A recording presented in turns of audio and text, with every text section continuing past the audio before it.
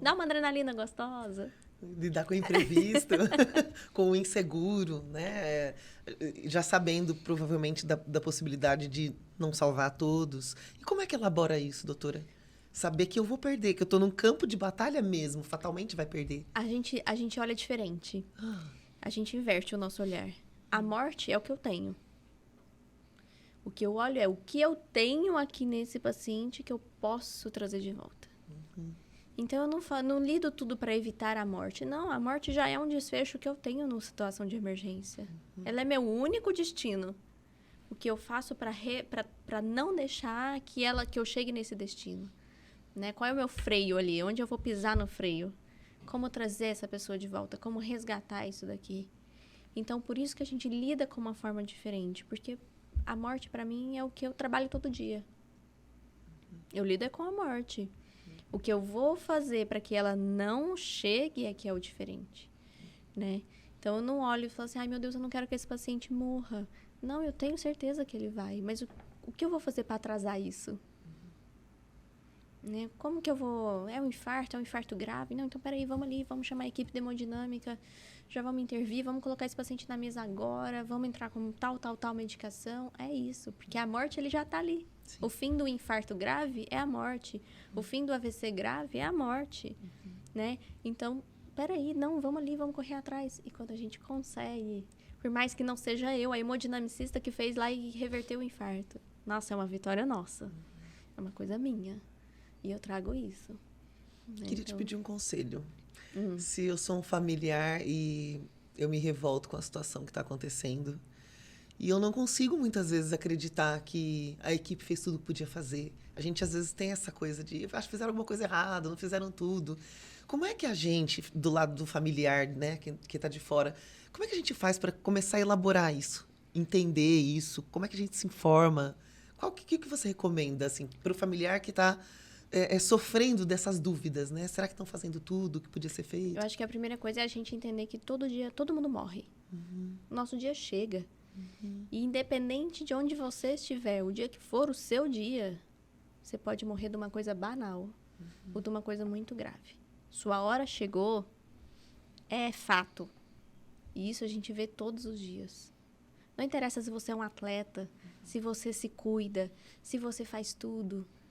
O seu dia chegou, não há o que fazer. Então, essa é a primeira coisa que a gente, enquanto família, tem que entender. Todo mundo morre. Todos nós vamos morrer um dia.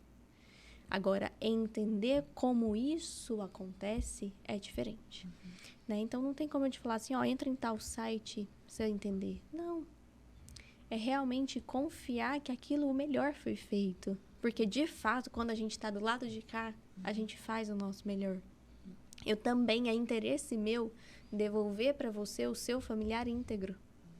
Eu também quero, eu não quero ter que sentar e ter que lidar com isso e fazer todo o processo e evoluir toda essa conversa do óbito.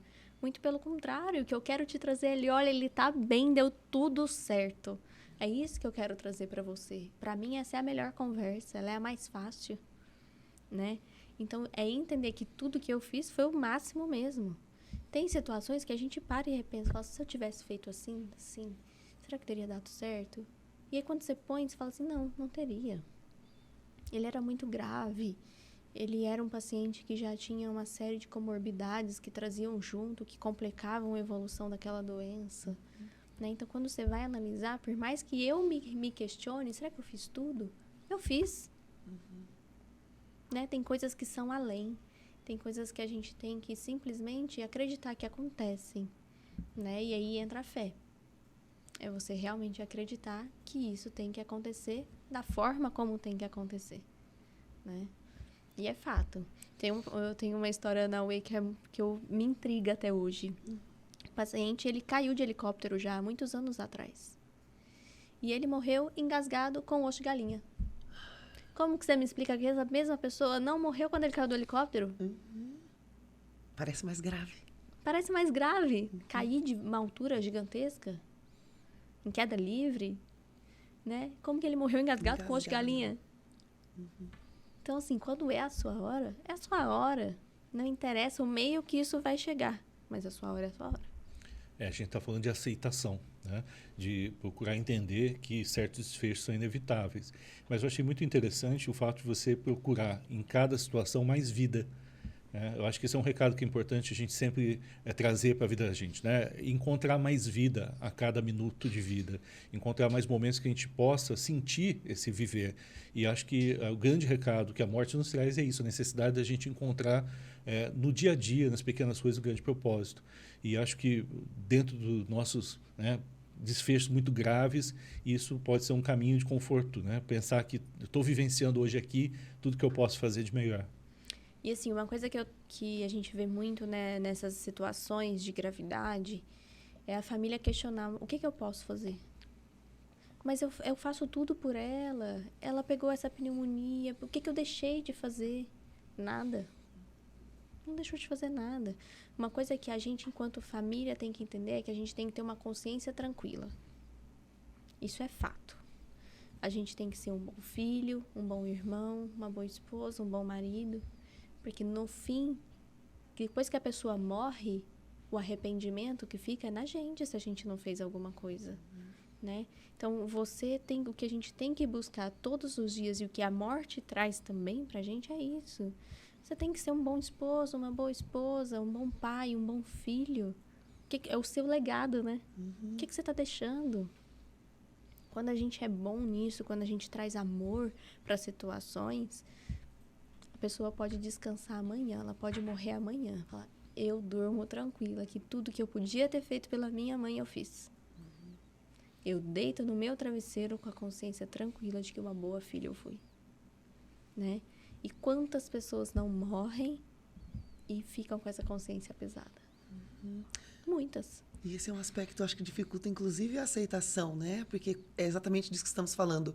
Não dá tempo de refazer a trajetória. Às vezes não dá tempo de dizer adeus, como você vivenciou muitas vezes, né?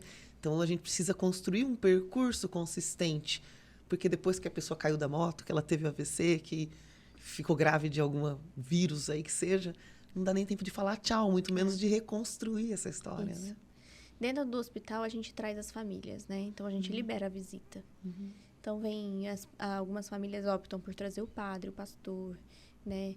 Então, a gente libera isso. Então, em vida ainda, a família tem a chance de dizer o que nunca disse.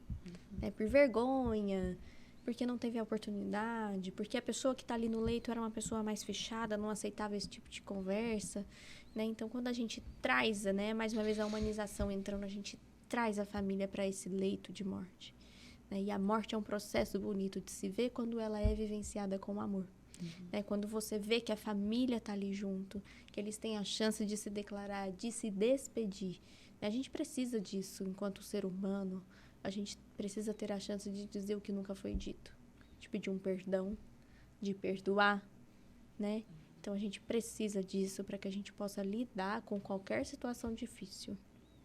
Né? Independente de olhar para a sua vida e todas as situações difíceis que você já passou, na maioria delas você vai ter esse pensamento de que, nossa, ainda bem que eu disse isso. Ainda bem que eu fiz isso. Ainda bem que eu estive ao lado dessa pessoa. Né? Então, se a gente for recapitular tudo que a gente já passou, a gente agradece por estar ali, né? Por estar vivenciando essa dor. Né? A dor engrandece a gente.